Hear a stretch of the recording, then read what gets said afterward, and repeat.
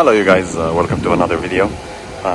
This is about CClass 08. It's a very common scenario. A lot of people are gonna get stuck about that. So customer lost and locked their keys inside the trunk, and I show you guys how we can open it fairly easy. So we're just gonna go to IMMO, connect it to the OBD. We're gonna go to Mercedes. So here we're gonna need to connect the XP400.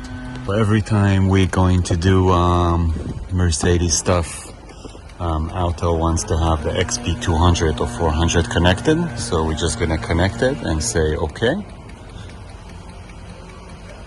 So after we are here, we're just gonna go to expert selection.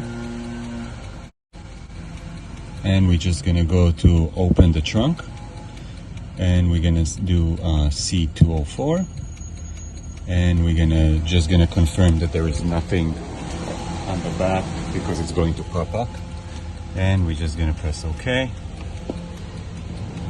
And as you can see, the trunk is open. So this is how you're gonna be opening the trunk on those C300 or 250 and those kind of years, and it works in a couple Mercedes in a very easy way. Thank you guys for watching. See you on the next video.